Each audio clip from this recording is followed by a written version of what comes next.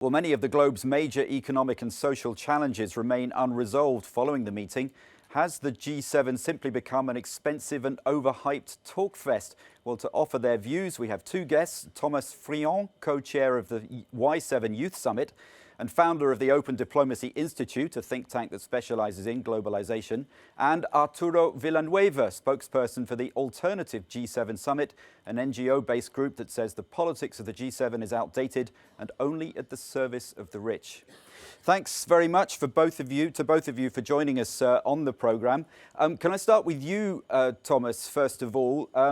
You said that you wrote before the summit that you risked being part of the disappointed generation and that there was no reason to have any confidence in the G7 summit. Has it given you any hope as it ended? I think the most valuable outcome that is visible out of the summit, it is that the hope for having a steering group of global governance still exists.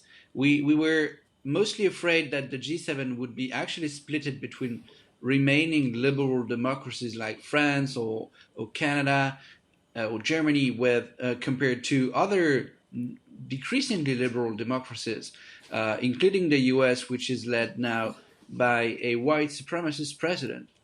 And the second aspect is that the outcomes of this G7 are pointing out in the right direction. We don't make any much progress, but on climate change, the emergency alert that we've launched is well heard, and they took their responsibility to prepare the next UN General Assembly Special Summit that happens in 3 weeks from now to accelerate and foster greater implementation of the Paris Accord on climate change.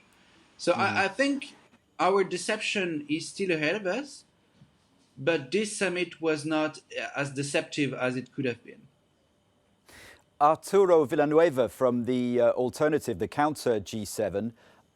Your views of the summit briefly. Also, you said that you wanted to show beforehand that you're not just anti-capitalist, but you also have alternative solutions. Could you outline what they are? Hello?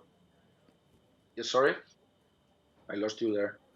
I'll just repeat the question. Just briefly your views of the summit, and also you said beforehand that your protest movement wanted to show not just that you're anti-capitalist, but that you had alternative solutions. Could you outline what they are? Yeah, absolutely. In face of the economic and climate disaster that the G7 brought to the world, they tried to hijack even our agenda. They say that they were against climate change, they were going to fight inequalities, and they were even feminist. Those were the main points on our agenda during this week. We've been putting together different proposals. We are proving that nowadays on the ground we are working on alternatives to get resilient communities for the world that is coming, that is being provoked for this G7. We are asking for binding agreements to control multinationals. We are asking to develop a new economy based on trying to find new ways out of this climate change disaster. We are building communities that are based on solidarity and strong links to confront altogether the new challenges that are coming. G7 are not giving us any solutions. They only came out with a small, quite pathetic sheet, while their economic balance sheet, as they like so much speaking about balance sheets, is a disaster for the world. We have the increase of inequalities all around the world, the precariousness of the living conditions of the working class, disaster climate change. We only have 10 years left to reverse this situation. Those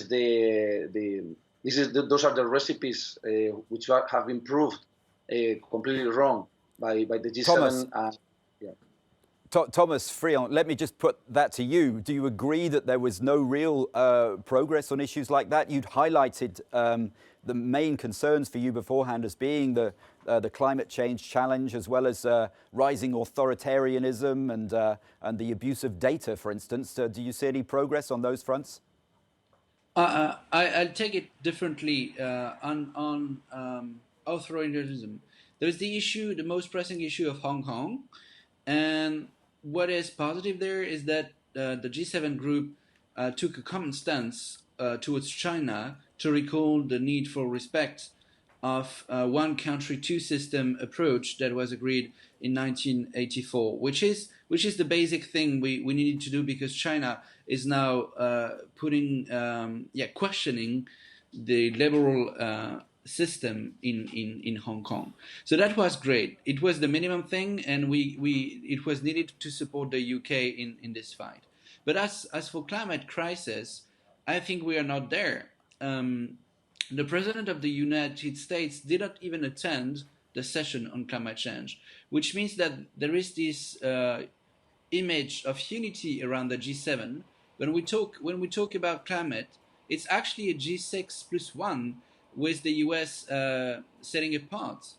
And this is the very much concern that we have, is that the greatest polluter on Earth, which is the first economic power, is not taking any responsibility in fighting the climate crisis.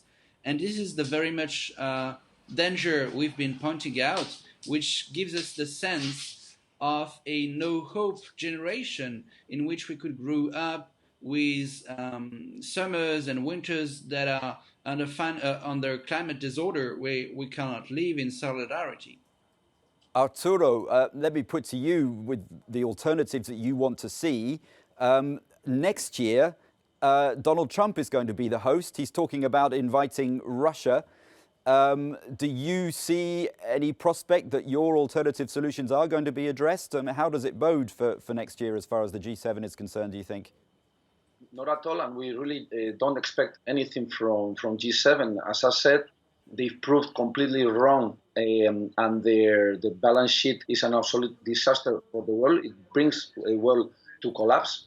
And what, in the other hand, we were representing during this week in face of an anti-democratic G7, we represent the interest of the majority,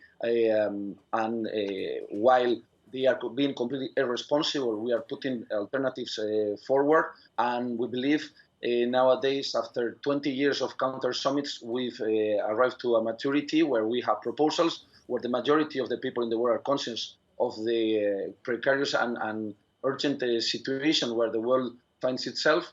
And the proof is, as I said, they tried with this massive PR communication operation that was the G7. They tried to show themselves as some people who are listening to the people, and we saw they were bunkerized